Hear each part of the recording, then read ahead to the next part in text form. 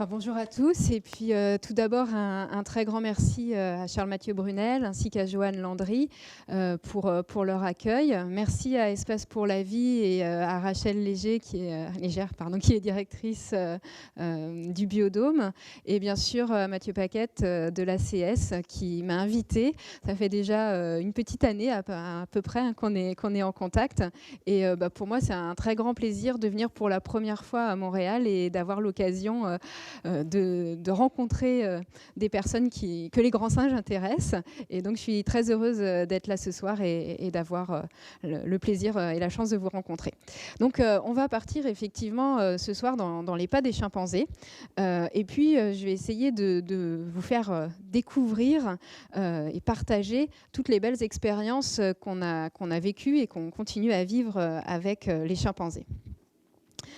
Alors, les grands singes, qui sont-ils ? Eh bien, si je vous dis qu'on part dans leurs pas pour faire de la chimie des substances naturelles, comme on en a parlé, vous connaissez peut-être César, qui est un des grands singes bien connus du cinéma et qui, vous voyez, fait des expériences ici, et puis peut-être plus âgé, Zira. Mais ce soir, ce n'est bien sûr pas d'eux dont on va parler, et on va partir dans les forêts tropicales pour suivre les chimpanzés qui est une espèce parmi les 7 espèces de grands singes qui existent sur Terre.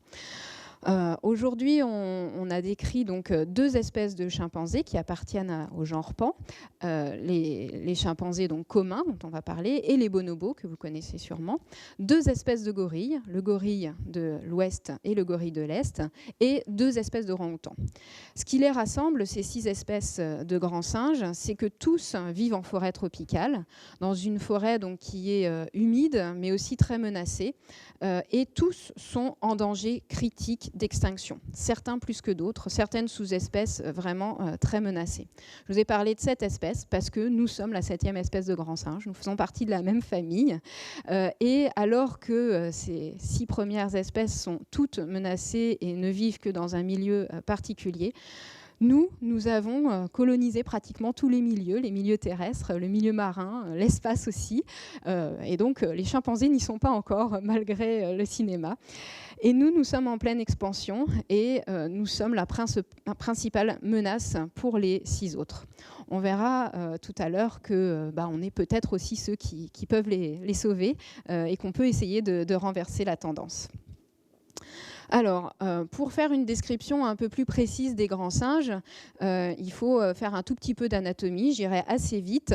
Ce qui nous distingue et ce qui nous rassemble, le chimpanzé, bien sûr, est principalement quadrupède, même s'il lui arrive de marcher sur ses 2 jambes.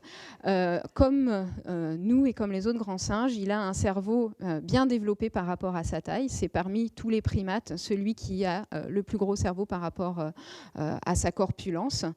Et comme tous les autres grands singes, il n'a pas de queue, comme on le sait bien dans l'espèce humaine aussi. Et même si certains autres primates montrent des exceptions, il existe d'autres primates que les grands singes qui n'ont pas de queue, mais les grands singes sont les seuls à rassembler ces caractéristiques d'avoir un gros cerveau, une face plate, par opposition aux babouins. Je montrerai une photo tout à l'heure. Les babouins ont vraiment une tête de chien avec un museau.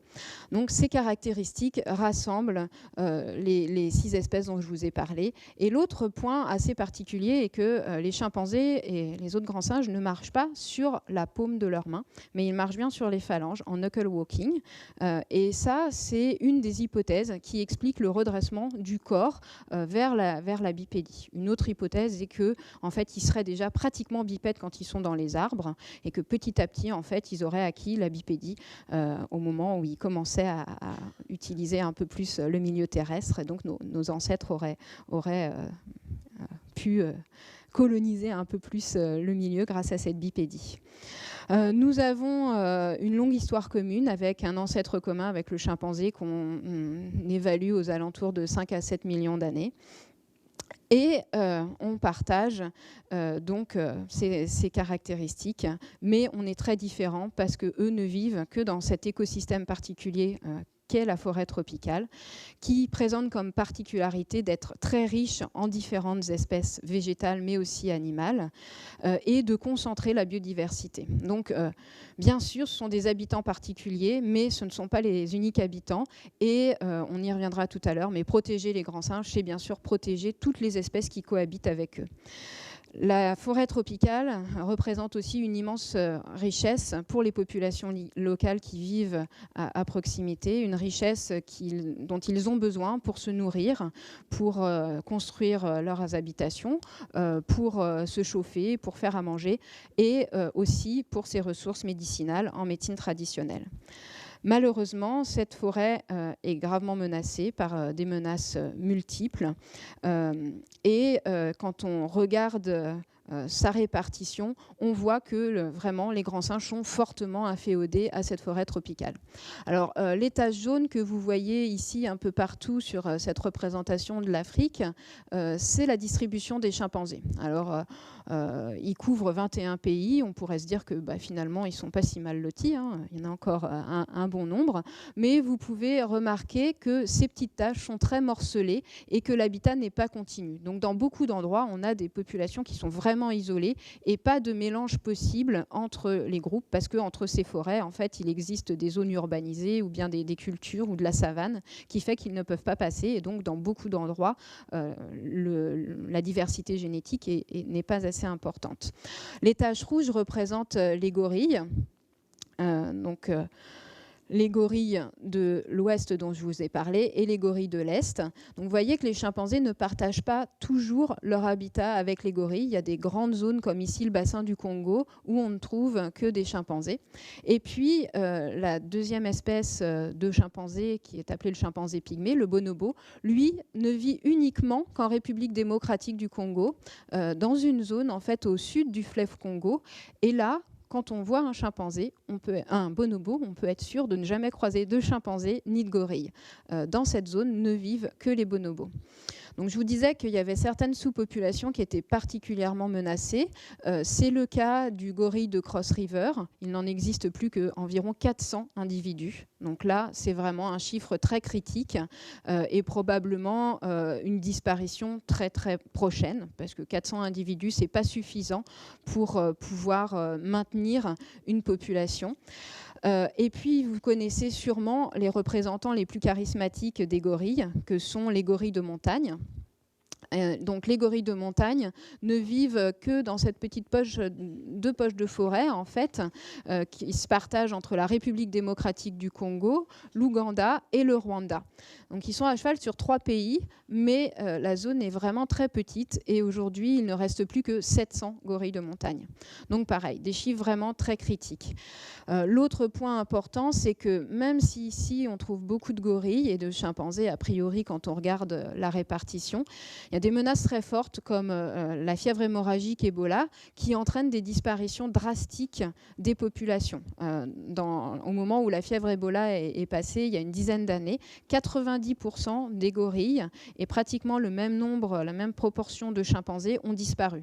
On se retrouve avec des forêts complètement vides de grands singes, les grands singes étant porteurs de ce virus et les humains se contaminant en fait en chassant et en découpant la viande puis en la mangeant.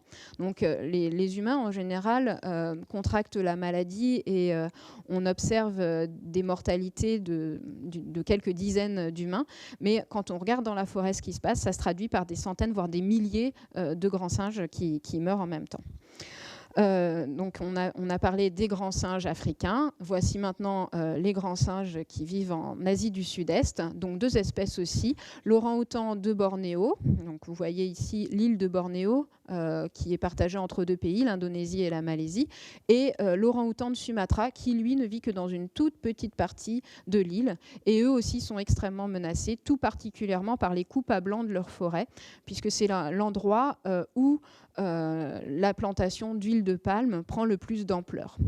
Alors, je ne vais pas vous saper plus le moral, mais je pense qu'il fallait quand même refaire un point et vous dire qu'en fait, ces forêts tropicales sont très importantes pour les primates. 90% des 250 espèces qu'on recense aujourd'hui vivent en forêt tropicale et que les pays avec des primates perdent chaque année l'équivalent de 1/6 de votre forêt. Donc ça veut dire qu'en 6 ans, l'équivalent de la forêt québécoise a disparu et donc toute cette surface représente un habitat potentiel pour les primates.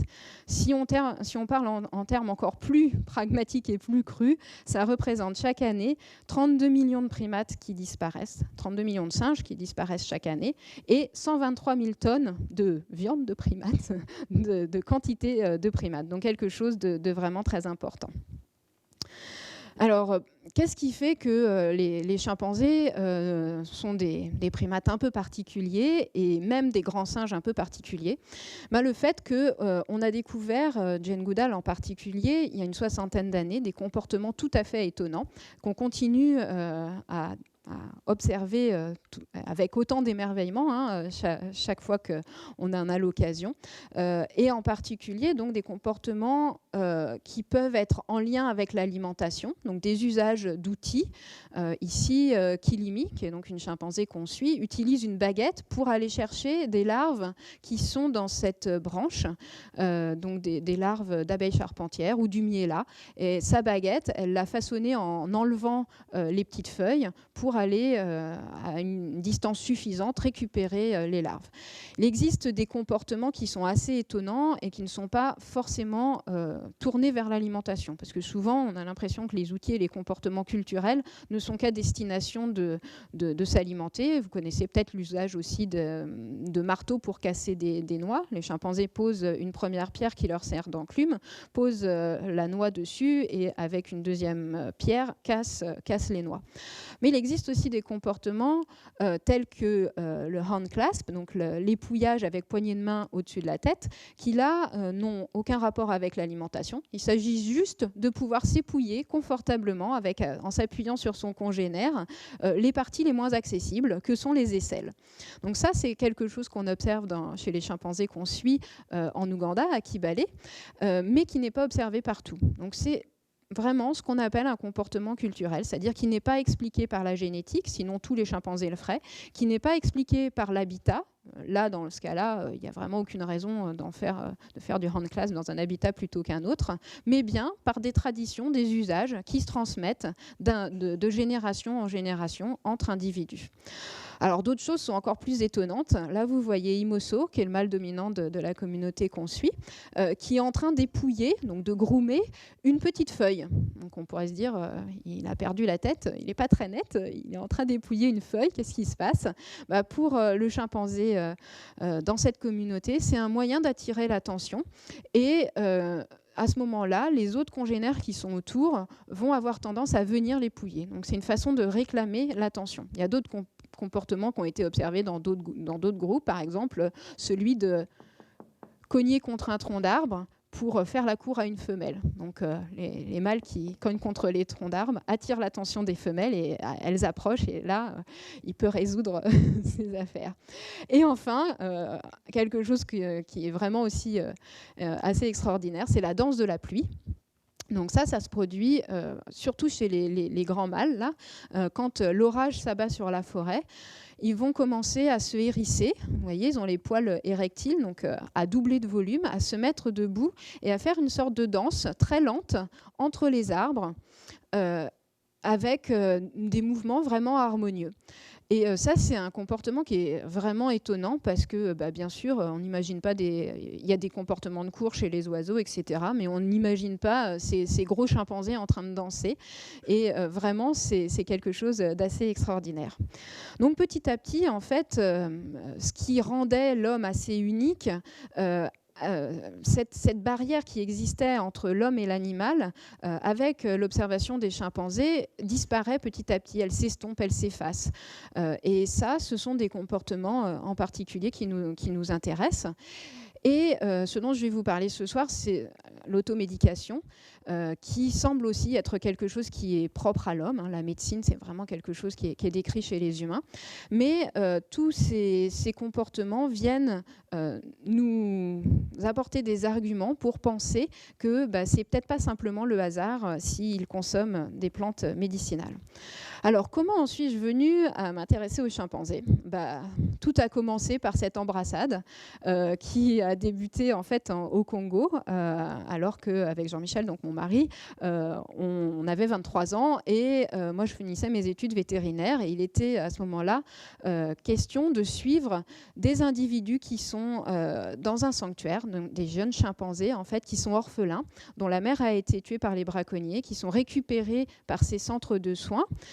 Et la propriétaire de ce centre de soins, qui s'appelait Aliot Jamar, donc El Congo, avait décidé de relâcher 6 individus dans la forêt. Donc, vous voyez, là, c'est un bateau dans lequel on apporte la nourriture aux jeunes chimpanzés. Là, il y a du lait, comme pour notre ami. Et les chimpanzés viennent chercher cette nourriture. Et du jour au lendemain, l'idée était de pouvoir relâcher ces jeunes chimpanzés dans la forêt et de faire en sorte qu'ils retrouvent la vie sauvage. Mon rôle en tant que vétérinaire était de savoir s'ils allaient survivre, s'il allait falloir à un moment donné leur apporter des compléments alimentaires ou bien s'ils allaient pouvoir vivre en forêt. Et ce qui a été assez étonnant, c'est que dès les premiers jours, les chimpanzés ont été capables de goûter une partie des choses qu'ils trouvaient dans la forêt. Et au bout de 6 mois, après notre période avec eux, j'avais vraiment l'impression qu'ils savaient ce qu'il fallait consommer pour éviter de s'empoisonner. Parce que bien sûr, la forêt tropicale, c'est une très grande diversité de plantes. Et alors que quand on les nourrit, on leur amène des céréales, du lait, des fruits, des mangues, et qu'ils n'ont pas en fait de crainte, là, il fallait vraiment pour eux sélectionner ce qui risquait de leur apporter des nutriments et éviter ce qui risquait de les intoxiquer. Et assez rapidement, j'ai décidé de récolter les plantes, de faire des analyses et je me suis rendu compte qu'ils continuaient à consommer des plantes théoriquement toxiques, qui avaient certaines propriétés potentiellement médicinales, mais comme tout médicament, consommé en grande quantité, ces molécules pouvaient être toxiques. D'où ma décision de ne pas retourner vers les chiens et les chats en cabinet vétérinaire, mais bien de poursuivre notre aventure que j'avais commencée donc avec Yoko. Ça, c'était un des premiers jours en fait où je suis arrivée au Congo et où on n'était absolument pas censé avoir des contacts avec les chimpanzés. Et Yoko est montée dans le bateau et m'a serrée dans ses bras. Jean-Michel a pris la photo, mais la consigne était théoriquement de ne surtout pas avoir de contact parce qu'elle était adulte, elle n'allait pas être relâchée et les chimpanzés adultes ont une force vraiment énorme. Tout s'est bien passé et donc 15 ans après, nous travaillons toujours avec les chimpanzés, mais cette fois-ci des chimpanzés sauvages. Et donc dans ce parc qui s'appelle le parc national de Kibale, vous voyez, c'est vraiment découpé à l'emporte-pièce. Toutes les zones vertes, c'est bien la forêt. Et tout autour, en fait, un paysage dégradé par l'agriculture, les plantations de thé. On se trouve à la frontière de la République démocratique du Congo, que vous voyez ici, avec la chaîne du Rwenzori. Et donc, c'est un parc qui couvre 800 km² et qui se trouve entre 1500 et 1700 mètres. Et nous, on travaille dans la zone nord de ce parc. Où on suit une partie des chimpanzés, puisque dans le parc, on dénombre 1 millier de chimpanzés. Dans tout l'Ouganda, 5000. Et je ne vous l'ai pas dit tout à l'heure, mais dans l'ensemble de l'Afrique, dans ces 21 pays d'Afrique, environ 200 000 chimpanzés. Donc on a quand même une bonne représentativité des chimpanzés et surtout la plus forte densité au monde de chimpanzés et la possibilité de pouvoir les habituer et les suivre parce que c'est un des seuls pays d'Afrique où ils ne sont pas consommés pour leur viande. Donc on ne les chasse pas et on ne les mange pas. Donc la question que je me suis posée était que les chimpanzés consomment des plantes, probablement pour s'alimenter et pour trouver des nutriments, mais peut-être aussi pour y trouver des molécules qu'on appelle les métabolites secondaires, j'y reviendrai tout à l'heure, mais qui sont celles qui peuvent potentiellement soigner. J'avais pour objectif de comprendre si ces plantes étaient capables de tuer des agents pathogènes, donc de tuer des parasites, de tuer des bactéries, de tuer des champignons. Et donc pour ça, il faut pouvoir tester les activités biologiques biologiques. Et ma question était de savoir si ces pathogènes infectaient bien les chimpanzés. Et donc, cette fois-ci, l'objectif est de savoir quelles sont les maladies qui touchent les chimpanzés. Pourquoi c'est particulièrement intéressant ? Parce qu'aujourd'hui, cette forêt tropicale, qui disparaît à toute vitesse, reste encore mystérieuse. On sait qu'il y a environ 400 000 espèces végétales dans cette forêt, et plus particulièrement, donc, certaines qui n'ont encore jamais été étudiées. Il n'y a que 10% des plantes qui sont étudiées à la fois pour leurs propriétés biologiques et pour leur composition chimique. Donc c'est vraiment une urgence de pouvoir les étudier avant qu'elles disparaissent et surtout d'utiliser ça comme un argument aussi pour les protéger. Donc tout ça sont des interactions qui m'intéressent particulièrement. Ce trio d'acteurs, le chimpanzé, les plantes, les maladies, sont des interactions qui sont dynamiques. Parfois, les chimpanzés ont moins de maladies et consomment une grande diversité de plantes. Parfois, ce n'est pas le cas. Et souvent, malgré tout, l'homme s'invite dans ces interactions et est un quatrième acteur qui peut soit limiter le nombre de plantes, soit les accroître, soit éventuellement utiliser les plantes aussi pour les activités biologiques et être un agent de transmission des maladies. Donc, bien sûr, on ne peut pas considérer les chimpanzés sans considérer les humains. Alors, je vais vous emmener un peu plus profondément dans la forêt, cette fois-ci, avec des choses un peu plus joyeuses que tout à l'heure. Et donc là, vous voyez un paysage du parc national de Kibale. C'est une forêt d'altitude, une mosaïque de forêts dites primaires, donc peu dégradées, et aussi des endroits de forêt qui sont relativement dégradés.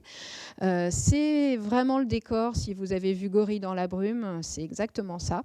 Donc, on est vraiment tout proche et on y vit les plus beaux matins du monde, avec des nuages comme ça et du brouillard qui envahissent la forêt et qui petit à petit nous laissent découvrir des trouées, des percées de lumière avec un sous-bois souvent dense, pas mal de rivières, de l'humidité un peu partout, surtout parce qu'en fait au fond des vallées il y a des marécages et autant ça c'est facile à traverser pour un chimpanzé, mais on en a des beaucoup plus larges qui sont très durs à traverser pour nous. Et le suivi des chimpanzés est souvent sportif et pas toujours de tout repos.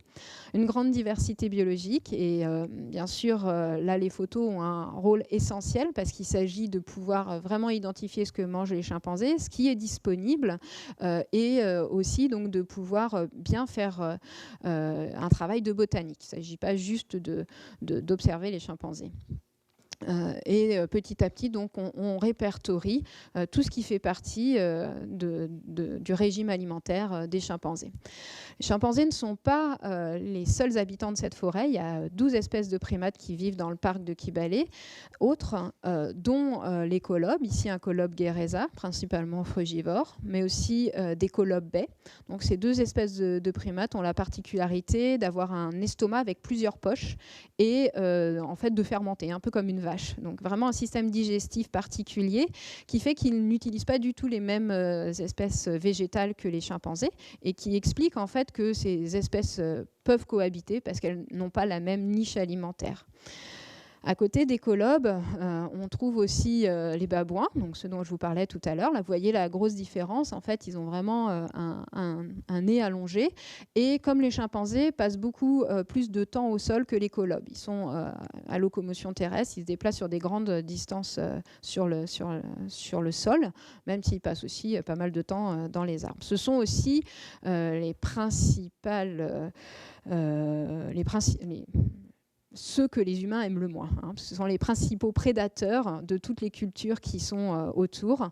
Ils adorent aller dans les champs, tout retourner, tout dévaster, sans forcément consommer ce qu'ils arrachent. Voilà, donc ils gâchent un peu la nourriture.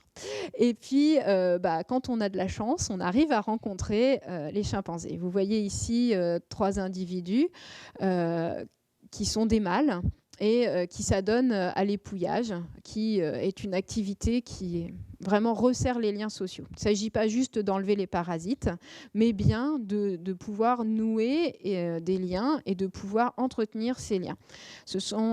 Les mâles, en fait, sont le ciment du groupe social, de la communauté de chimpanzés. On appelle ça une communauté. Ce sont tous les individus qui se connaissent. Ils ne vivent pas tout le temps ensemble. des petits groupes qui se forment au cours de la journée. Et ces petits groupes sont la bile. Et chaque jour, ces groupes vont être différents. Mais les mâles, en fait, ont tendance à vraiment se retrouver pour ces séances d'épouillage. Et alors que ce sont les femelles qui vont migrer à l'adolescence, quand elles atteignent 15 ans, les mâles, eux, restent là où ils sont nés, sur le territoire où ils sont nés. Le seul groupe vraiment fixe, c'est la mère et les petits qui dépendent d'elle. Donc là, vous voyez un petit très jeune qui est caractérisé par son visage clair et bien sûr ses grandes oreilles. À cette période-là, il est encore très dépendant de sa mère parce qu'il va il va beaucoup téter, mais assez jeune, en fait, on va le voir tout à l'heure, les chimpanzés commencent à manger des fruits. Les liens qui unissent les mères chimpanzés et leurs petits sont aussi très forts. Elles en prennent vraiment grand soin. Jusqu'à 3-4 ans, en fait, le petit va être complètement dépendant de sa mère. Et le sevrage ne va se faire qu'après 4 années, lorsqu'elle sera à nouveau gestante et qu'elle mettra à bas un nouveau bébé. Celui-ci va commencer à construire son propre nid. Les chimpanzés construisent des nids et ce n'est que quand le suivant arrive qu'il devient vraiment indépendant et que lui va aller construire son propre nid. Les interactions sociales sont vraiment fortes. Chaque mimique, chaque expression faciale a vraiment une signification. Et le fait de bâiller comme ça, c'est pas juste un signe de fatigue, c'est aussi souvent pour montrer ses canines. Ça, c'est quelque chose d'assez particulier chez les primates. Il y a aussi quelque chose de très important, c'est le jeu chez les chimpanzés. Et vous voyez ici qu'il n'y a pas que les jeunes qui jouent entre eux, mais souvent les adultes prennent part au jeu avec des jeunes, mais aussi entre adultes. Ils ont toutes sortes de jeux. Ils peuvent se courser, jouer à chat perché, et parfois ils accumulent des feuilles et ils descendent comme sur une luge en fait dans la pente. Ils font des cabrioles, enfin, il y a vraiment tout un tas de jeux. Ils tournent autour d'un arbre. Alors, il y a le tronc qui n'est pas très gros. Et puis, vous avez des gros chimpanzés qui font le tour autour de l'arbre avec des tout petits pas et qui essayent de ne pas se rattraper parce que sinon, le jeu est terminé. Voilà. Donc, nous, on rit autant qu'eux. Vous voyez, là, on dit aussi que le rire n'est pas le propre de l'homme parce que là, c'est vraiment un rire. Et il s'exprime de façon sonore exactement de la même façon. Le rire d'un chimpanzé, c'est exactement le même que le nôtre. Alors, on apprend à reconnaître petit à petit les chimpanzés. Donc, quand ils sont jeunes, ils ont tous le visage clair. Et quand ils vieillissent, petit à petit, le visage devient de plus en plus foncé. Certains vont garder quand même des couleurs plus claires. Et puis, là, vous voyez que celui-ci a une petite barbe. On fait attention à tous les détails du corps pour réussir à les identifier. Là, il est dans un ficus. Les figues sont les aliments favoris des chimpanzés. Le travail de terrain consiste chaque jour à les observer à une distance d'environ 5 mètres. On n'a pas du tout de contact. L'image que je vous ai montrée tout à l'heure, c'était vraiment uniquement en sanctuaire. Aujourd'hui, on garde au moins ces 5 mètres de distance et on essaye d'être le plus neutre possible et de ne pas attirer leur curiosité. Vous voyez que là, c'est un mauvais exemple parce que lui, il est tout à fait attentif à ce qu'on fait et vraiment, il scrute. Et dans une journée, en fait, le travail consiste à se réveiller très tôt, vers 4h30, 5h, pour partir au nid des chimpanzés et arriver avant leur réveil.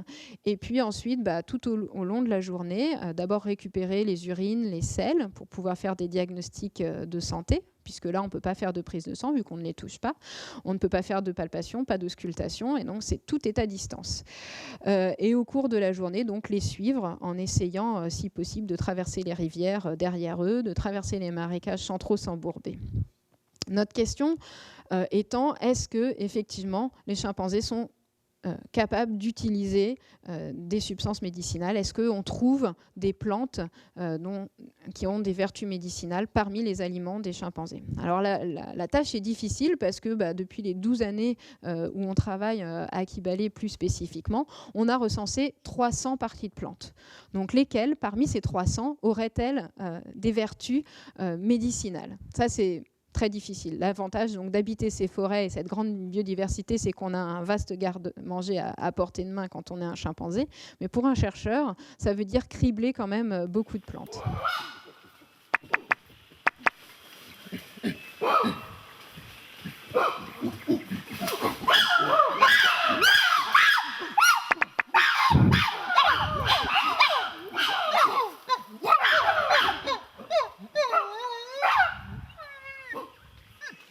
Voilà, donc je vais laisser un peu la parole, mais ça c'est pour vous montrer aussi comment on les trouve. Donc parfois on n'arrive pas à les suivre au sol, mais on entend ces cris qui sont des cris d'excitation et qui permettent le rassemblement en fait des chimpanzés quand il y a un aliment qui est tout à fait apprécié par eux. Et donc vous voyez avec quelle agilité en fait ils se déplacent dans les arbres. Nous là on a eu la chance de grimper dans les arbres avec eux et de partager un ficus avec eux et de voir des choses exceptionnelles qu'on ne voit pas forcément au sol. Donc moi je suis en train de filmer et donc les chimpanzés, ceux-ci étant très bien habitués, viennent vraiment très proches de nous. Vous voyez là elle consomme, cette maman consomme des figues qui sont des figues mûres. Là le petit peu d'intérêt en fait pour le repas de sa mère, mais vous voyez qu'en fait elle coince le bébé dans le creux de sa hanche et elle peut avoir les mains libres, elle n'a pas besoin de le tenir. La grosse différence par rapport à un bébé humain, c'est que le bébé humain est complètement vulnérable et la mère a toujours besoin de vraiment le tenir. Là, pratiquement dès la naissance, le jeune chimpanzé est capable de s'agripper. La mère le porte d'abord en position ventrale, en le coincant quand elle est assise comme ça entre ses jambes, et puis quand il va grandir, il va passer en position dorsale et quand il sera dans les arbres, s'éloigner un peu plus de la mère. Donc nous, ce qui nous intéresse tout particulièrement, c'est ça. Pourquoi cette femelle rejette cette figue? Quels sont les fruits qui sont consommés? Est-ce que toute la partie du fruit est consommée? Donc là, vous voyez un jeune un peu plus grand, qui a 2-3 ans. Cette petite qui se trompe un peu, elle n'est pas encore très au courant de ce qui est bon ou pas, et là elle prend une figue pas mûre. Et là, vous voyez un geste tout à fait étonnant d'une mère qui réconforte son petit, qui vraiment interagit avec elle au moment de l'alimentation. Et là, quelque chose d'encore assez étonnant, la petite a essayé de prendre un morceau de la grosse chique que fait la mère, et elle l'a engagée à faire autre chose. Elle a rassuré, elle a tourné la tête pour l'empêcher de prendre la figue et du coup, ça favorise la recherche de la petite.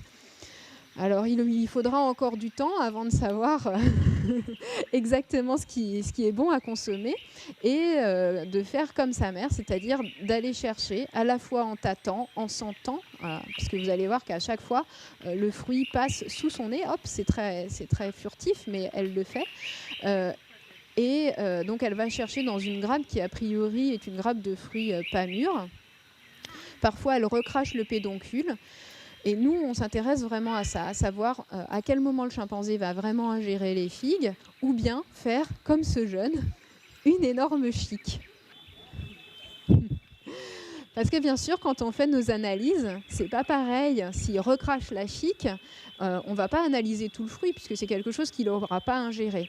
En fait, quand il fait une grosse chique comme ça, il extrait le jus et il recrache ensuite toutes les graines et toute la partie extérieure de la figue. Donc ça, ce sont des observations très précieuses pour nous, qu'on peut faire dans les arbres et que quand on est au sol, il faut faire aux jumelles.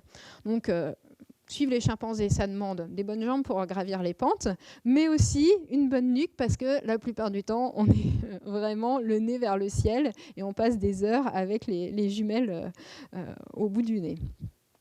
Tout ça pourquoi ? Pour essayer de comprendre ce qui est tout à fait particulier dans le régime alimentaire des chimpanzés.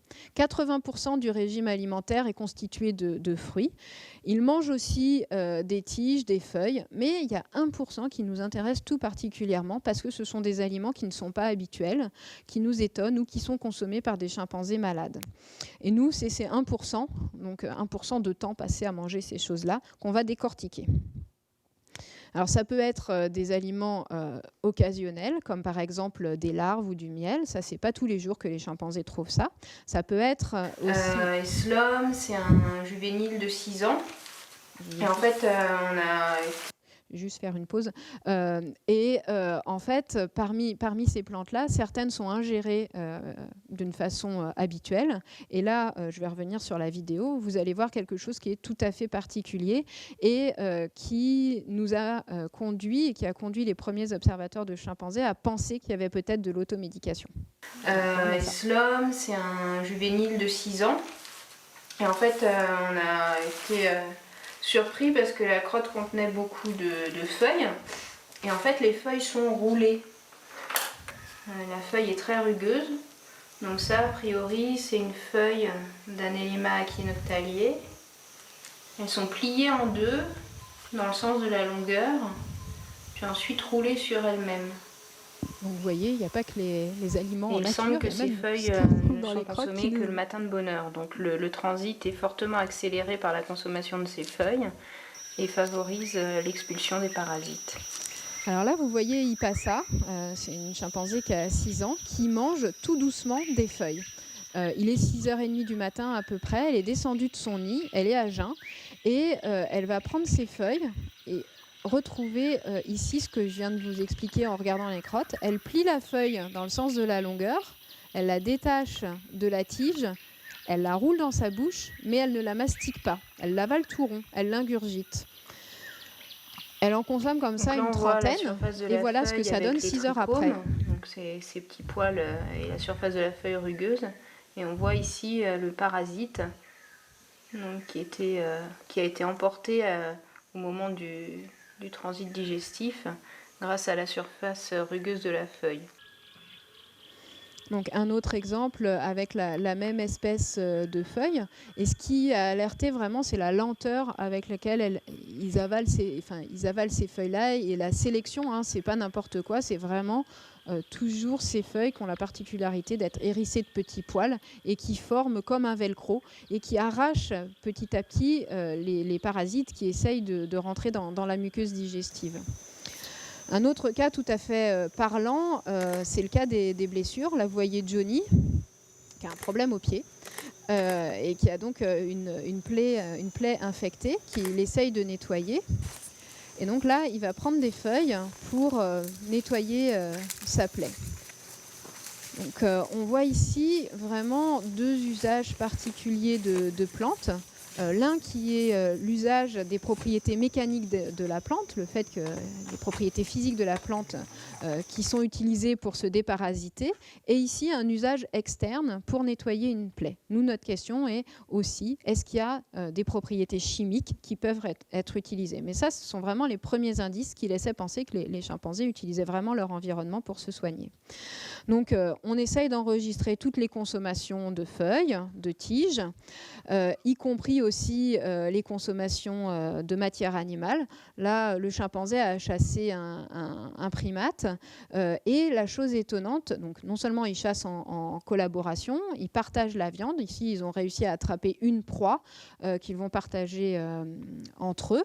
Il n'y a pas que ceux qui ont chassé qui auront le droit à la proie, mais il y a aussi les femelles qui seront autour ou les autres mâles qui peut-être auront juste servi de rabatteurs, qui quand elles viendront quémander, obtiendront un petit peu de viande. Mais ce qui est tout à fait particulier et qui nous intéresse vraiment beaucoup, c'est de comprendre, je ne sais pas si vous voyez bien, mais là en fait elle a aussi fait une chique, mais ce n'est pas une chique de viande, c'est une chique qui est un mélange de viande et de feuilles. Et ça vraiment nous pose question, parce que la plupart des animaux, évidemment, consomment de la viande ou des végétaux, mais jamais les deux en même temps. Ça, c'est vraiment une particularité humaine que de préparer les aliments et que de mélanger, de faire une salade avec de la viande et des légumes. Et ça, c'est quelque chose qui semble être vraiment des prémices, comme une proto-cuisine. Donc on a plusieurs hypothèses, je n'ai pas encore la réponse. La première était que ça aidait à mastiquer parce que la viande crue c'est difficile à mâcher, il faut vraiment longtemps et que peut-être certaines feuilles avaient des propriétés particulières. Mais en fait, ce ne sont pas n'importe quelles feuilles qu'ils utilisent. Ce sont des feuilles qui ne sont pas du tout mangées en dehors de ces périodes-là. Et ce sont des feuilles qui ont un goût très fort et qui en plus, pour la majeure partie d'entre elles, ont aussi des propriétés antibactériennes. Donc notre autre hypothèse, c'est que ces feuilles peuvent d'une part modifier le goût et d'autre part limiter la prolifération des bactéries. Parce que, en fait, ce qu'on sait chez l'homme, c'est que l'utilisation d'épices, par exemple, a un rôle très important dans la conservation des aliments et empêche en fait, les intoxications. Donc ça, c'est des indices qui nous intéressent tout particulièrement dans la façon dont les chimpanzés se nourrissent. Et ça fait partie des feuilles qu'on va travailler plus particulièrement. D'autres comportements tout à fait étonnants, comme celui-ci, une chimpanzé qui mange du bois mort. Si c'est un tronc d'arbre qui est pourri, quand l'arbre est vivant, aucun animal de la forêt ne consomme cette espèce. Elle est connue pour être vraiment toxique. Et par contre, quand l'arbre commence à pourrir, les chimpanzés s'y intéressent. Et donc en ce moment, on est en train d'étudier les propriétés de cet arbre en décomposition pour essayer de voir ce qui peut expliquer leur composition. En fait, ce qu'on recherche tout particulièrement dans les plantes, c'est ce qu'on appelle les métabolites secondaires. Métabolites secondaires, ce sont des substances qui ne servent pas aux fonctions primaires de la plante, qui sont pour la plante de grandir, de se développer, de se nourrir, mais qui sont des substances qui interviennent dans la vie de relation de la plante avec son environnement. Ces métabolites secondaires, en fait, ils peuvent servir soit à attirer les pollinisateurs, soit au contraire à repousser certains. L'idée étant qu'une plante, si elle est attaquée par encore des bactéries, des champignons ou bien par un herbivore qui a une grosse faim, elle ne pourra pas se reproduire. Si ses fruits ne sont pas protégés, la graine va être croquée avant qu'elle ait permis la reproduction de l'arbre. Et nos chimpanzés, en fait, la question qu'on se pose, c'est est-ce qu'ils utilisent finalement ces métabolites secondaires ou est-ce qu'ils les évitent parce qu'ils sont toxiques, et s'ils les utilisent, en fait, ces métabolites secondaires sont aussi les constituants principaux de nos médicaments. Consommés à forte dose, ils sont très toxiques. Consommés en quantité infime, avec une posologie, une dose, une fréquence bien déterminée, ils deviennent des médicaments. Donc nous, c'est ça qu'on va rechercher dans la plante. Quels sont les métabolites secondaires et jusqu'à quel point les chimpanzés peuvent en consommer sans s'intoxiquer. Donc notre travail va consister à observer le chimpanzé, à récolter la plante, à la broyer, et donc de passer de la plante mangée par le chimpanzé à la molécule chimique. Tout ça, ça ne se fait pas juste avec une personne qui va sur le terrain et qui ramasse. Donc, c'est certes un travail que j'ai initié, mais aujourd'hui, c'est vraiment un travail de collaboration, et tout particulièrement avec l'Ouganda. Donc, il y a une grosse partie des étapes qui sont faites en Ouganda, la récolte de la plante, le séchage, l'identification botanique, même si donc on ramène un jeu d'herbier au Muséum d'histoire naturelle pour confirmer les identifications. Les identifications primaires sont vraiment faites en Ouganda. Les plantes sont broyées, elles sont extraites avec des produits chimiques. Ensuite, on récupère un extrait sec, on fait sécher, et puis ces extraits sont filtrés, et seulement une toute petite partie en fait est envoyée en France, distribuée dans une plaque qu'on appelle la plaque mère, et puis plein de petites autres plaques sont créées, sont faites, et ce sont ces plaques qui vont aller dans différents laboratoires pour être testées et savoir si dans chacun de ces puits-là, on a une molécule ou un extrait qui est actif contre une bactérie, un virus ou l'agent du paludisme, par exemple. Ensuite, nos résultats sont mis en ligne. On a une plateforme en fait commune entre les Ougandais et les Français, et tout est directement affiché donc sur notre base de données. Et là, en fait, ensuite, on décide qui des Ougandais ou des Français va travailler pour aller jusqu'à l'isolement et éventuellement le développement ultérieur de molécules chimiques. Donc on a appris aussi à reconnaître les écorces parce qu'il faut travailler sur toutes les parties de plantes grâce donc à nos collègues ougandais en particulier qui sont d'excellents botanistes. Et puis certaines récoltes sont particulièrement fastidieuses. Vous voyez là Imoso, celui que je vous ai montré tout à l'heure, qui mange des baies de Phytolacca qui sont des toutes petites baies en fait. Donc pour lui c'est déjà assez long à consommer, mais alors pour notre équipe qui doit ramener et récupérer toutes les petits fruits mûrs, c'est vraiment un travail de fourmi parce qu'en plus souvent il faut aller les chercher à 30 ou 40 mètres de hauteur. Alors, qu'est-ce qu'ont donné ces premiers résultats, ces premières observations ? Eh ben, un jour, en fait, je suivais Kilimi, qui est la même que celle qu'utilisait la baguette. Elle est particulièrement intelligente, celle-là. Elle avait des diarrhées et je l'ai vue passer vraiment beaucoup de temps à écorcer cet arbre, qui est un albizia, en fait, qui est donc un gros arbre, pour finalement récupérer un tout petit bout d'écorce assez ridicule, alors que tous les autres l'attendaient et ne consommaient pas du tout cette plante-là. Donc, on s'est renseigné renseigné, on s'est rendu compte que les populations locales, les médecins traditionnels l'utilisaient pour traiter les ballonnements et les parasites digestifs.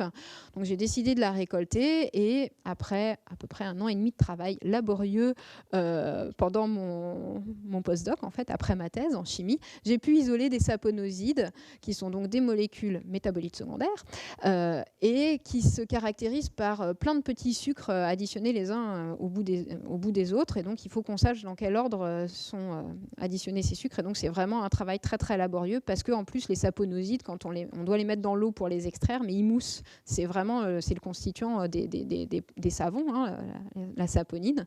Donc, dès que vous travaillez avec, ça vous fait plein de mousse. Et c'est un peu une catastrophe en laboratoire.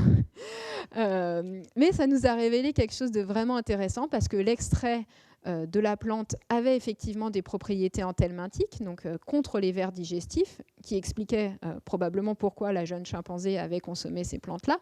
Mais qui plus est, on a découvert que ces molécules avaient des propriétés anticancéreuses vraiment significatives. Donc vraiment, grâce à l'observation de cette chimpanzé, on a découvert des molécules complètement nouvelles avec des bonnes activités. Un autre comportement qui a attiré mon attention, c'est celui de Makoku. Ce jour-là, il était vraiment abattu, il se déplaçait au sol, mais avec lenteur. Il n'a pas suivi le reste du groupe et la seule chose qu'il a consommée sont les feuilles d'un jeune arbre de Trichilia rubescens, donc qu'on voit ici. Et encore, il mangeait vraiment que les feuilles les plus jeunes. J'ai repris mes données, j'ai vu que ça arrivait de temps en temps, que c'était relativement rare que les chimpanzés consomment ces plantes-là et que souvent, en fait, c'était des chimpanzés qui avaient un comportement un peu particulier. Et donc, pareil, on a récolté ces plantes-là et là, on a mis à jour deux molécules complètement nouvelles qui n'avaient jamais été décrites avant, donc des limonoïdes, qui se révèlent être aussi actives sur l'agent du paludisme que la substance de référence qui est la chloroquine. Donc quelque chose de vraiment, vraiment intéressant, mais qui nous a posé question parce que, en fait, on ne savait pas si les chimpanzés de Kibale souffraient du paludisme. Quelque chose aussi qui m'avait particulièrement étonnée avec cette consommation de Trichilia, c'est que généralement, juste après avoir mangé les feuilles, les chimpanzés allaient chercher une poignée de terre, une poignée d'argile. Et c'était de la terre, pas de la terre de surface, pas n'importe quelle terre, mais de la terre qui venait, vous le voyez un peu ici, des racines d'arbres tombés. Donc ce n'était pas de la terre de surface en fait, elle allait récupérer de la terre de profondeur. Parfois, ils allaient aussi chercher dans les terriers une terre fine, rouge toujours, et donc ils consommaient quelques poignées juste après le Trichilia. Donc j'ai décidé d'essayer de comprendre ce qui se passait dans l'estomac et l'intestin du chimpanzé quand il ingérait les deux.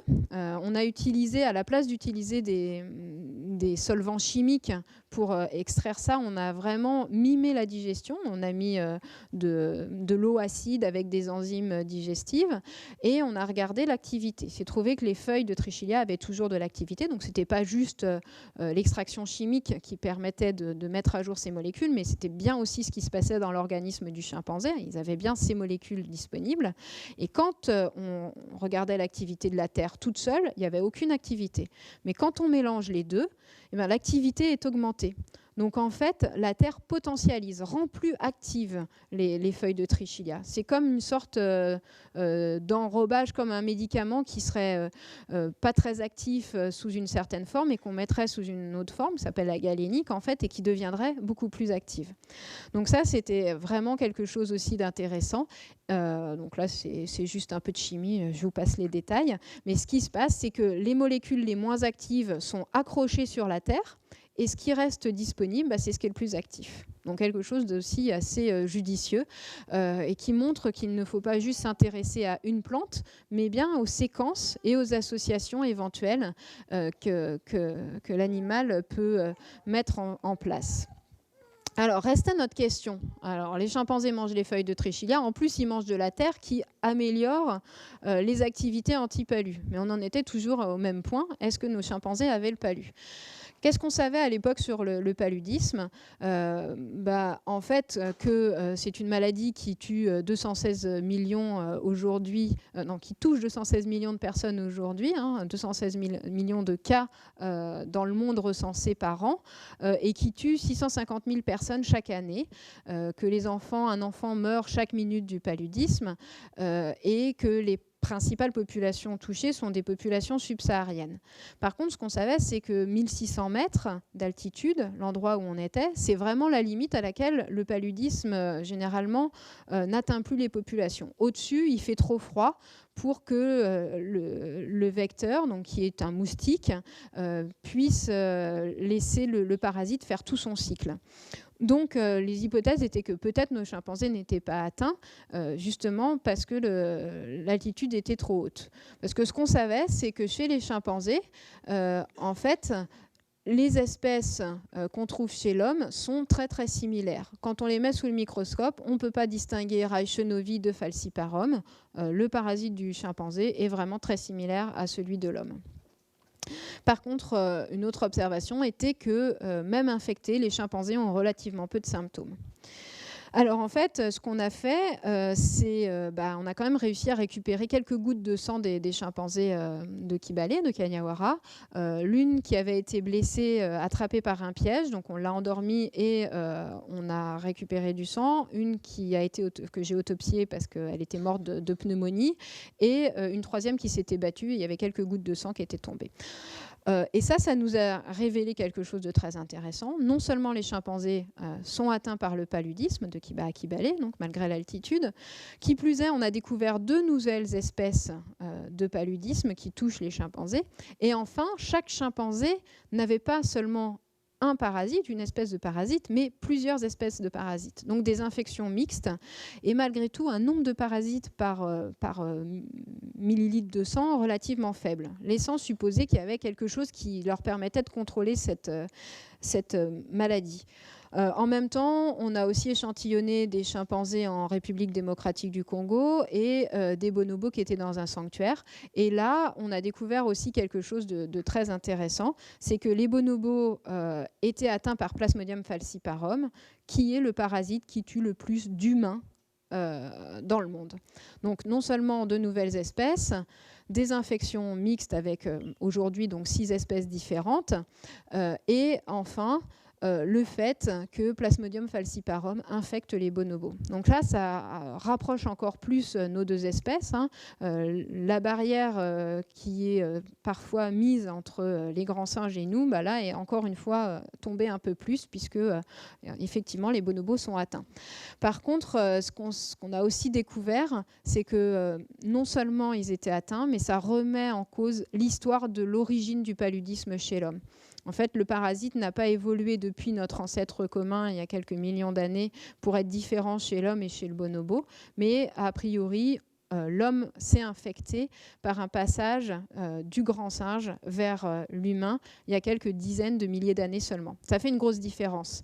Parce qu'en fait, un parasite, au fur et à mesure du temps, va devenir de moins en moins agressif pour l'organisme dans lequel il vit.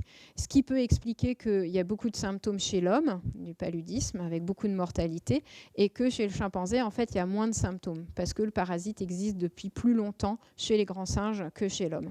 Donc, des découvertes vraiment très, très intéressantes, et tout ça encore grâce à une petite histoire d'une plante mangée par un chimpanzé.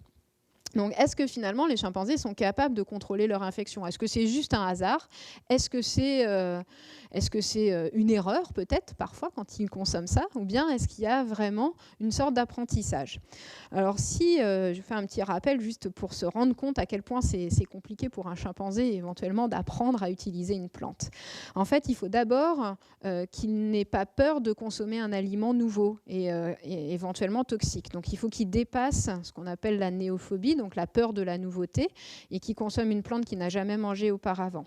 Ensuite, il faudra qu'il reconnaisse ultérieurement cette plante. S'il la voit consommée par un congénère, il faut qu'il identifie que ce congénère est malade et qu'il fasse l'association avec la plante que ce congénère a consommée. Puis ensuite, quand lui-même a exactement le même symptôme, donc par exemple une toux, il faut qu'ils se souviennent que c'est la bonne plante. Donc il y a probablement une part d'instinct, on va appeler ça une part d'instinct, une part d'apprentissage individuel. Au moment où le chimpanzé goûte la plante, elle a un goût particulier et cet appétit pour cette plante va changer en fonction de son état de santé. Ça, c'est notre hypothèse. C'est-à-dire que le jour où vous êtes malade, peut-être que vous avez envie d'une plante amère, mais dès que vous irez mieux, vous ne la mangerez plus du tout. Ça, en fait, ça a été observé par Jane Goodall au début où elle nourrissait encore les chimpanzés. Quand les chimpanzés étaient malades, elle mettait des antibiotiques dans les bananes.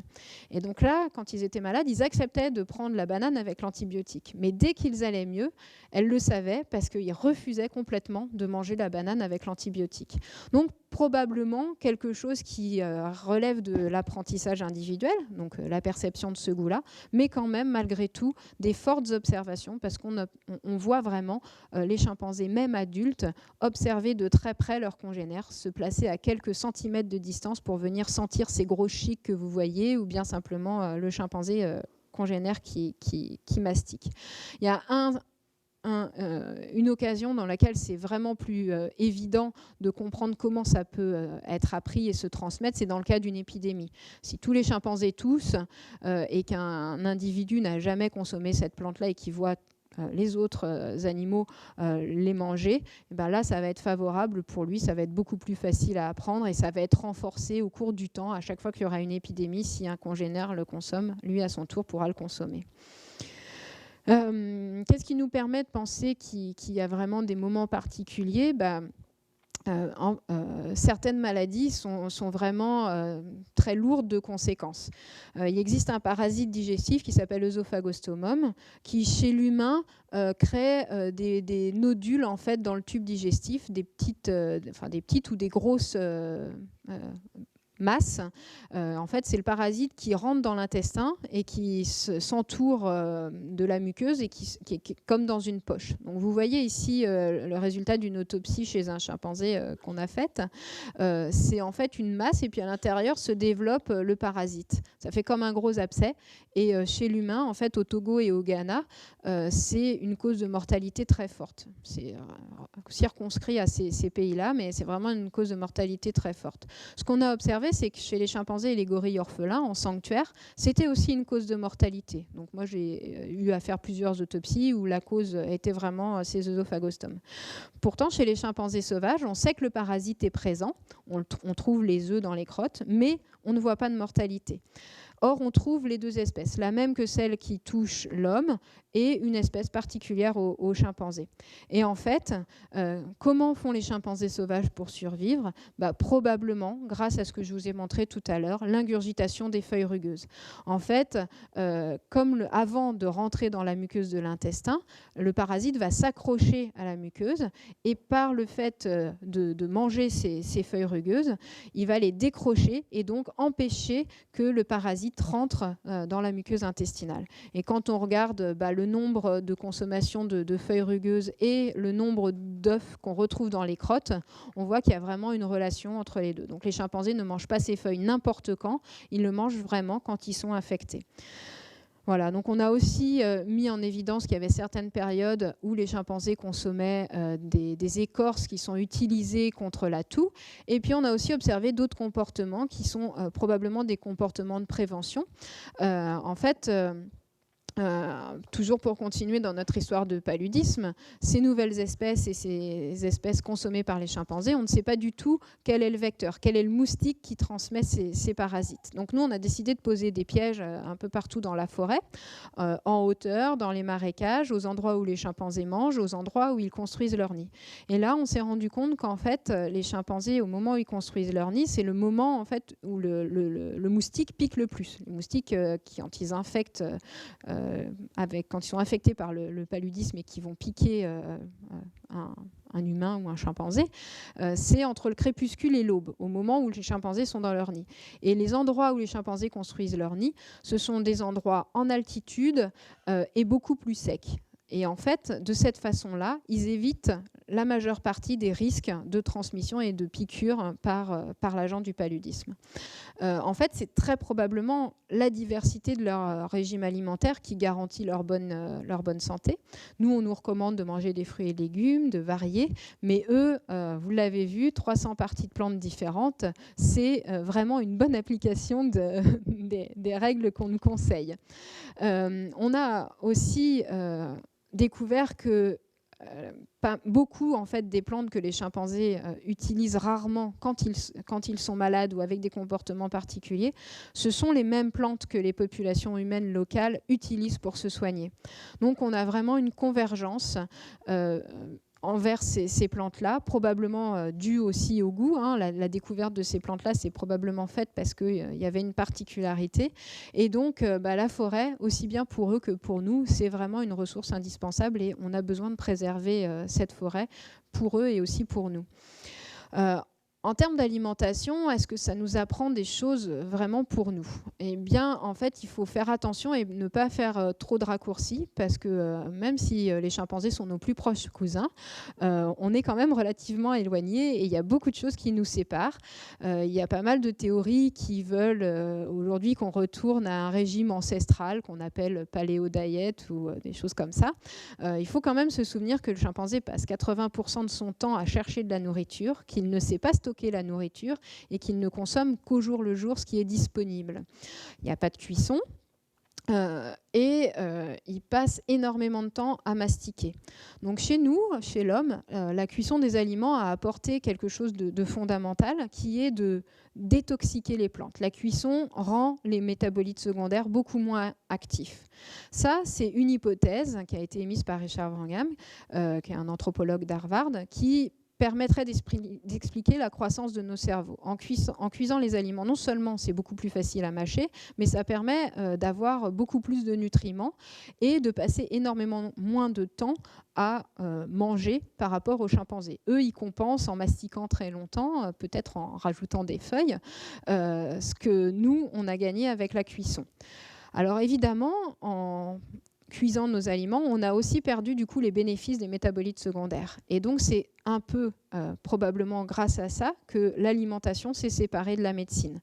On a d'une part nos aliments nutritifs et il faut complémenter de temps en temps en ayant donc des métabolites secondaires qui vont prévenir et éventuellement guérir dans les médicaments. Donc il faut garder à l'esprit malgré tout que le chimpanzé n'est pas un bon modèle pour l'homme moderne. L'homme moderne a vraiment une alimentation différente et même si on peut s'en inspirer, c'est pas du tout quelque chose qu'il faut calquer et surtout aussi au niveau gustatif, les fruits que mangent les chimpanzés ne sont pas bons du tout. Ils sont très peu sucrés, souvent très coriaces et on n'arriverait vraiment pas à survivre avec une alimentation de la sorte. Alors maintenant, je vais repartir un peu sur les choses un peu moins drôles et on va se poser la question finalement, quel est l'avenir des grands singes puisque ces forêts disparaissent, est-ce que finalement ils réussiront à survivre à la pression qu'on leur impose? Et est-ce qu'on peut penser avoir un avenir commun? Parce que en fait, assez rapidement, quand j'ai commencé à travailler dans le parc, j'ai posé des questions aux enfants, etc. Et ça a été pour moi vraiment indispensable de m'impliquer dans la conservation et d'essayer de sensibiliser, de me poser ces questions sur l'avenir, parce que je me suis rendu compte qu'ils étaient vraiment fortement menacés et très peu connus. Donc c'est vraiment important de les protéger, non seulement pour eux, parce qu'ils ont une valeur intrinsèque. Je vous ai montré qu'il y avait tout un tas de comportements qu'on a encore à découvrir, parce qu'il y a très peu finalement de groupes de chimpanzés qui sont connus dans le monde. Donc en multipliant les études, on va pouvoir sûrement découvrir des nouveaux comportements.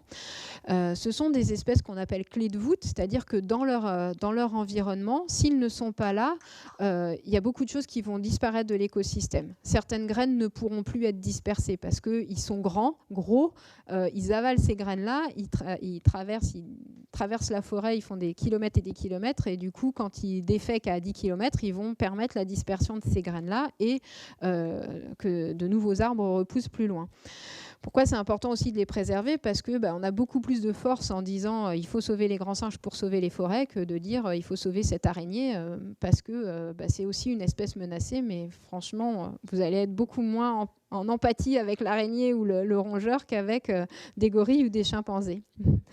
L'autre raison, c'est qu'en les protégeant eux, qui vivent 60 ans, qui ont un territoire qui peut couvrir entre 25 et 400 km², on protège un habitat très très grand. Si on arrive à préserver un grand singe pendant toute sa vie, ça veut dire qu'on va préserver des centaines d'espèces végétales et animales. Donc ça, c'est ce qu'on appelle une espèce parapluie.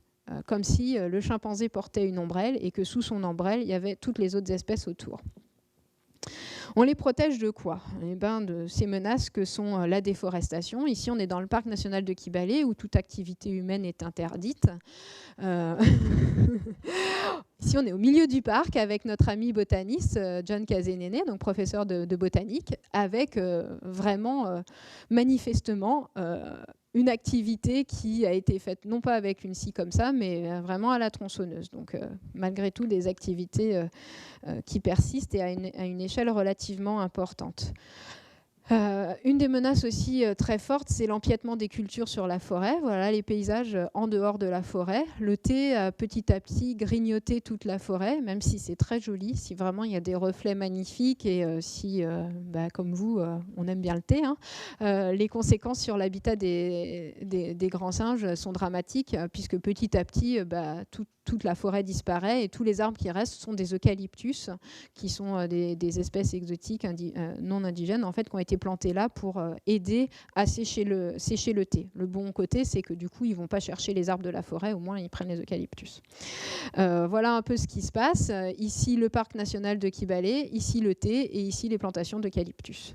Donc ça, c'est un paysage vraiment dégradé. Vous avez vu tout à l'heure sur la vue satellite, le contour du parc est vraiment marqué à l'emporte-pièce et tout autour, c'est pratiquement que ça et des villages et des cultures. Du coup, forcément, des conflits importants, entre autres avec les éléphants. Ça, c'est des éléphants qu'on rencontre souvent. Entre autres, les autres soucis qu'on a dans la forêt, c'est de croiser les éléphants, parce que quand on les voit, quand on fait un safari en voiture et qu'on peut accélérer pour partir, ça va. Quand on a un éléphant comme ça qui charge à quelques mètres de soi, parce que même si c'est très gros en forêt, en fait, on arrive à 3-4 mètres de l'éléphant. Un éléphant qui est au repos, au milieu de la forêt, on ne le voit pas, on ne l'entend pas. Et il nous est arrivé de voir une trompe comme ça et de penser que c'était un bras de chimpanzé. Et finalement, l'éléphant était à quelques mètres de nous. On se fait des frayeurs. Là, on court beaucoup plus vite et même s'il y a une bonne pente, on ne réfléchit pas.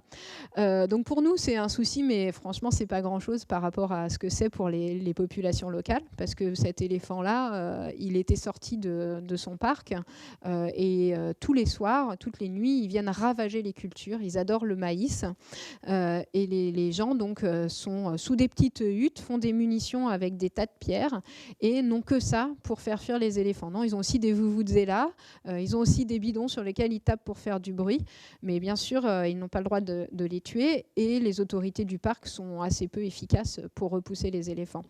Donc le problème existe avec les éléphants, il existe avec les babouins et il existe avec les chimpanzés.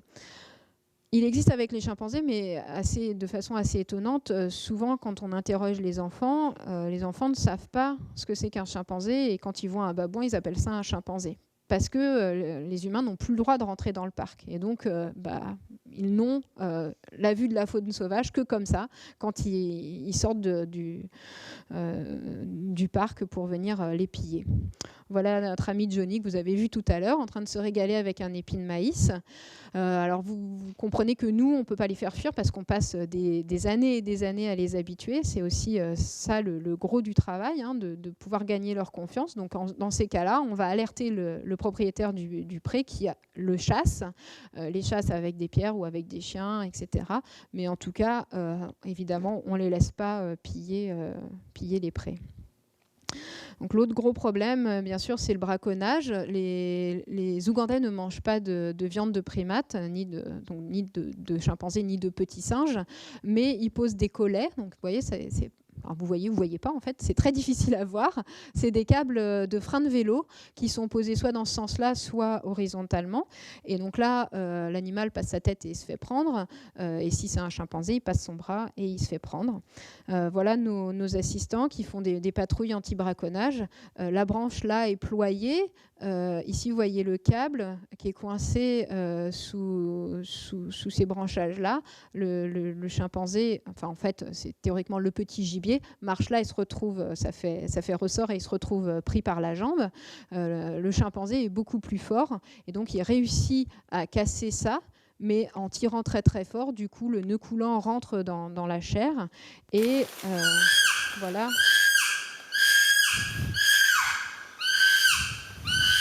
So this cat started screaming. It's trying hard so that it can break the snare.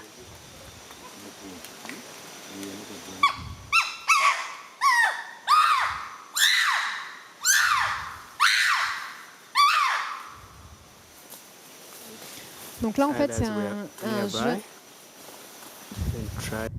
un jeune chimpanzé qui n'est pas du tout habitué à l'homme. On est dans un endroit où on a commencé à essayer d'habituer les chimpanzés. Et donc, le problème, c'est que plus on s'approche, plus il tire, plus il a peur. Et donc, il est impossible de casser et de le délivrer. Le seul moyen qu'on a, en fait, c'est de les endormir et de leur enlever le câble. Seulement, ça, c'est possible quand ça vient juste de se produire. Or, souvent, ils cassent la branche trop tôt, partent, et ensuite, il est impossible de les retrouver. Surtout quand ils ne sont pas habitués, comme c'est le cas ici. Et même quand on a un chimpanzé bien habitué, le problème, c'est que quand on l'anesthésie, la première réaction, c'est de monter dans l'arbre. Il va se mettre à 40 mètres de hauteur. Et donc ensuite, il faut réussir à récupérer le corps qui va tomber quand il est endormi avec une bâche en dessous. Et évidemment, ce n'est pas un arbre qui serait ici, où ce serait facile. Il y a plein d'autres branchages en dessous. Donc vous ne savez jamais où le corps va tomber. Et en fait, on s'est rendu compte qu'il y avait beaucoup plus de risques souvent à endormir un chimpanzé pour lui enlever le câble que de lui laisser. Mais malheureusement, ça fait des dégâts énormes. Voilà Twig, à qui donc, il manque un bras. Et là, les pires mutilations, en fait, Max, qui a d'abord été piégé à un pied et qui a ensuite perdu son deuxième pied, qui a survécu. Et voilà, enfin, ça, c'est vraiment les cas les plus durs et les plus tristes pour nous. Et je pense que vous comprenez maintenant pourquoi ça a été indispensable pour moi de m'engager auprès des populations locales pour faire de la sensibilisation. Voilà un autre cas, en fait, Imoso, que vous avez vu précédemment. Il y a quelques années, en fait, il a été dans un jardin, comme on l'a vu tout à l'heure, et le villageois, au lieu d'utiliser des cailloux qu'il lui lancerait comme ça pour le faire fuir et crier, ce qui est suffisant, en fait, a pris sa lance et lui a transpercé le bras, et en fait, la plaie descend jusque-là. Par chance, pour Imoso, on a réussi à le suivre et à l'endormir, à le recoudre. Il a survécu, il a perdu à peu près 15 kilos, il a perdu son rang hiérarchique, mais il a survécu. Si on n'avait pas été là à ce moment-là, enfin si on n'avait pas réussi à le voir alors qu'il était blessé, bien évidemment, il serait mort. Donc notre travail aujourd'hui, c'est de mieux comprendre quel est l'impact de l'homme et comment les chimpanzés réussissent et réussiront, on l'espère, à survivre avec l'homme autour. Ça, c'est la nouvelle zone dans laquelle on travaille. Ici, vous voyez, représenté en rouge, enfin, vous voyez difficilement, mais je vous le dis, c'est une route qui traverse le parc et qui laisse au nord une poche de 13 km², donc une toute petite poche. Et tout autour, il y a 1, 2, 3, 4 usines de thé. Tout autour, bien sûr, du thé, des villages ici.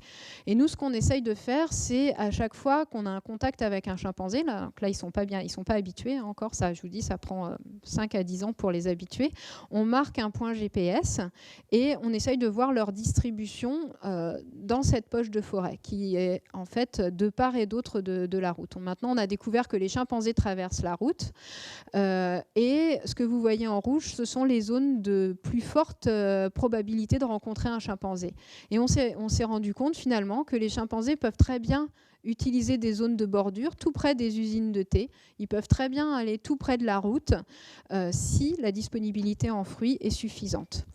Et la chose la plus étonnante, c'est qu'on a fait des recensements dans tout le parc. Et il se trouve que cette zone-là, qui est la plus fortement perturbée par l'homme, se trouve être la zone où la densité de chimpanzés est la plus forte. Donc en fait, c'est ça qui nous a vraiment poussé à nous dire que c'était important de travailler dans cet endroit-là. Bien sûr, on peut se dire, c'est pas le rêve de tout le monde d'aller travailler en forêt tropicale, puis d'avoir une grande route en plein milieu de votre site d'études avec des gros camions qui passent sans arrêt, qui font un bruit épouvantable, des usines de thé qui mettent leurs générateurs en route et quand la journée vous cherchez les chimpanzés, vous entendez juste un gros brouhaha parce que ça fait un bruit terrible. Mais je pense que c'est quelque chose d'important, parce que ça existe partout ailleurs en dehors des aires protégées. Il y a plein d'endroits, des petits fragments de forêt où persistent des populations de chimpanzés, où les humains sont autour et où finalement on pourrait dire que c'est perdu, que ça ne vaut pas le coup de se concentrer sur ces zones-là et qu'il vaut mieux rester dans les parcs nationaux et faire de la protection intégrale. Non, parce que finalement, si la pression de chasse n'est pas trop forte, bien sûr, il ne s'agit pas de penser que ça peut marcher partout. Si les chimpanzés sont chassés pour la viande, ça ne marchera pas. Mais si la pression de chasse n'est pas trop grande, ça veut dire que finalement nos deux espèces peuvent coexister. Donc ça, c'est vraiment notre gros travail aujourd'hui. À cela s'ajoute bien sûr la sensibilisation. Donc on a traduit un atlas de façon à ce que non seulement les populations locales soient au courant, mais aussi les gouvernements. Donc ça, c'est avec le PNUE, le Programme des Nations Unies pour l'environnement, et l'UNESCO. On a distribué gratuitement à tous les pays de l'aire de répartition cet atlas qui fait 600 pages et qui a pour objectif que les ministres et les gens qui gèrent les aires protégées sachent un peu plus de choses sur les grands singes. On a créé des malles pédagogiques en collaboration entre l'UNESCO, le Muséum et la coopération française. Donc avec ces malles, en fait, on forme des animateurs. Ici, on est en République démocratique du Congo et on va dans les villages pour expliquer à l'aide de grandes bâches qui sont les grands singes. Avec ce gant en latex, les enfants peuvent se mettre dans la peau d'un chimpanzé. Puis on fait des rencontres vraiment extraordinaires. Ici, c'est des grands chefs tékés qui nous ont fait un accueil fabuleux au Congo, en fait, pour qu'on puisse venir leur présenter la malle. Ils avaient vraiment envie de savoir. Donc ça, c'est extra. C'est fait au départ pour des écoliers et puis on se retrouve avec des grands chefs qui mettent la main dans le gant en forme de main de gorille. La malle voyage un peu partout. Ici, donc c'est les façons de voyager les plus faciles, hein, mais la plupart du temps, c'est sur des pistes dans des 4x4. Elles sont grosses, elles rassemblent 100 kg de matériel pédagogique, parce que l'idée, c'est que quand on est dans une classe africaine, il y a parfois 100 enfants dans la classe et qu'il faut qu'ils puissent voir et qu'ils puissent tous participer. Elle a fait pas mal de petits, elle s'est répliquée. On a 7 mâles aujourd'hui qui voyagent au Gabon, en Ouganda, au Cameroun, au Congo, en République démocratique du Congo, aussi en France. Pendant un an, une mâle arrive à toucher à peu près une 50aine d'écoles et quelques milliers d'écoliers. Donc on en est assez fiers, on en est assez contents. En Ouganda, on a créé un jardin des plantes médicinales utilisées par les humains et par les chimpanzés. Ça nous permet, c'est juste à la bordure du parc, de sensibiliser les populations locales et puis en fait de faire une sorte de pépinière en se disant que puisqu'ils n'ont plus le droit de rentrer dans le parc, peut-être qu'ils pourront utiliser ça comme un arboretum, une pépinière pour replanter chez eux. Donc on en est au début du projet, mais on a un bon soutien par un petit labo pharmaceutique de pharmacie, mais naturelle, quoi. Et donc on a vraiment pour objectif de poursuivre ça et on a une petite bande de jeunes enfants qui sont super motivés, qui viennent de la région où vivent les gorilles de montagne et qu'on a nommés jeunes ambassadeurs des grands singes en France quand ils sont venus, puisqu'on a réussi à les faire venir au Muséum d'histoire naturelle. Ils nous ont fait des spectacles magnifiques, des petites scénettes de théâtre, des danses qui ont été présentées dans le grand amphi au muséum. Et vraiment, c'est quelque chose qui persiste. Ils sont rentrés dans leurs écoles et ils continuent à faire des spectacles pour préserver les grands singes. Voilà, et c'est assez étonnant la mobilisation de ces enfants, hein, parce que ils n'ont pas grand-chose. Ils sont dans des écoles qui sont sans eau, sans électricité, sans rien, mais ils ont une motivation incroyable. On est dans la zone près des gorilles de montagne et les gens qui vivent près de ce parc ont vraiment des bénéfices, ils retirent des bénéfices de l'écotourisme.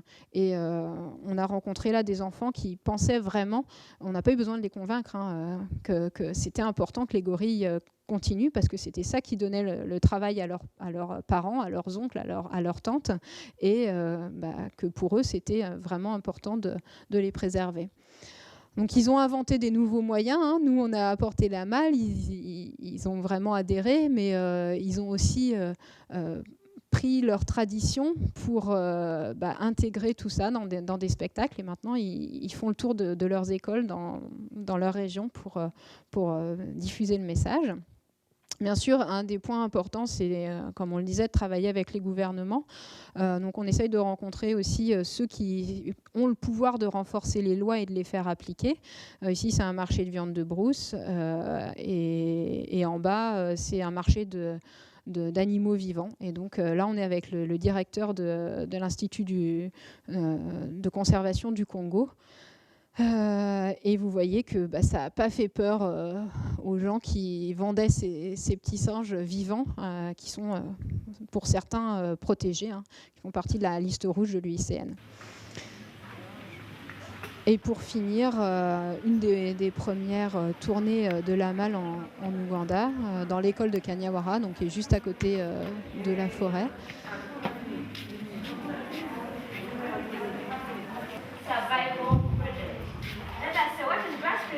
Donc bien sûr, ce sont des animateurs locaux, hein, qui font les...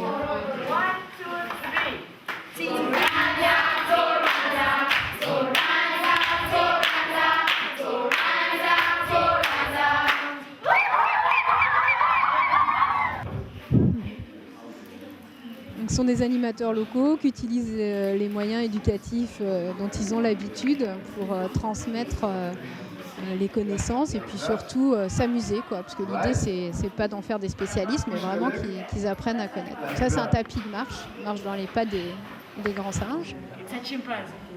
What? The leg of a chimpanzee. The head. Yes. The skull. I can't. Yeah. Those are skulls. They are skulls. Let him come and also show me. Where? Here. There. Yeah? And your head, where is that? 3, 4, 5, 6. 6. What does that one say? What does 6, 7 say? Breaking palms. What the whole group read? Breaking palm palm nuts. So crack first the palm nuts. And after cracking, what they do the nuts? They eat. They eat the nuts. Gorilla.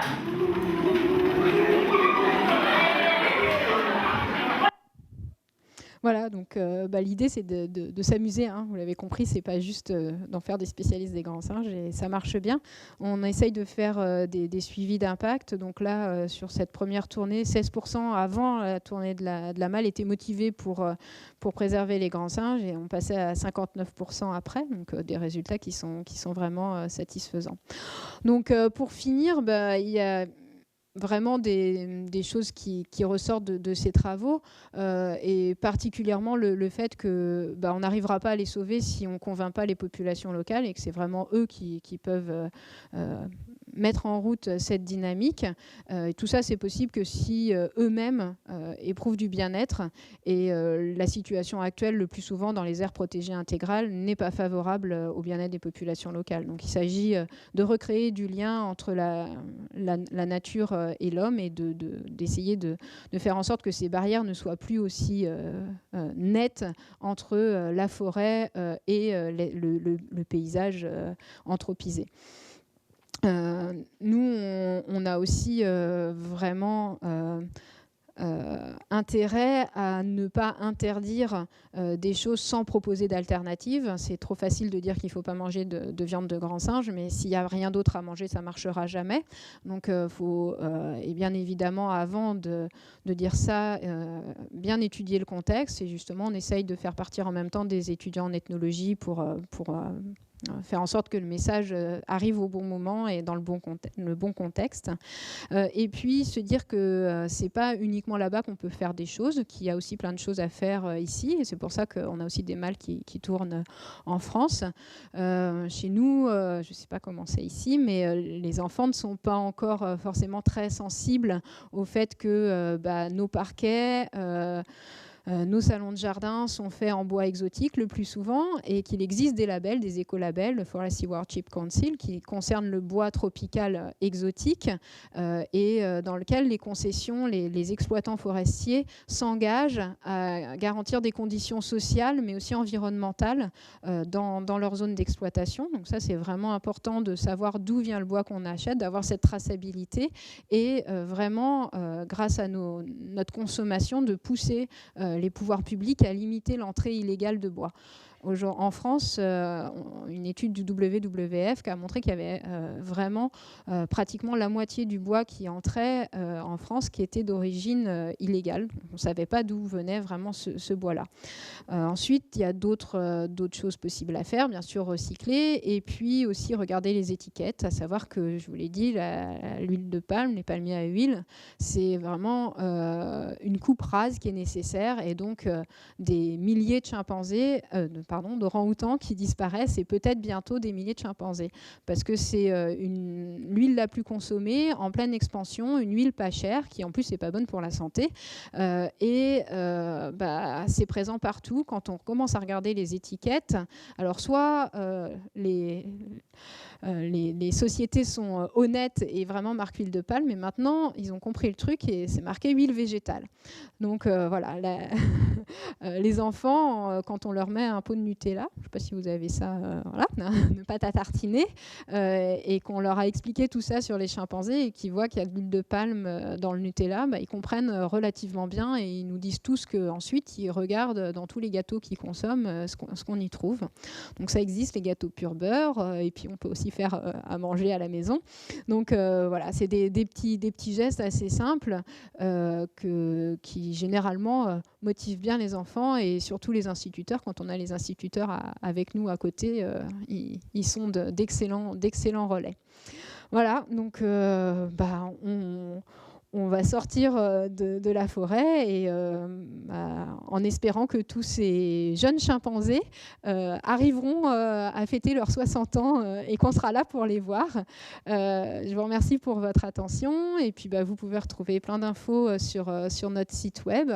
Et puis nous aider aussi en soutenant l'association éventuellement. Et puis encore un grand merci à vous pour votre présence. Je vais répondre aux questions s'il y en a. Mais voilà, j'étais très heureuse d'être parmi vous ce soir.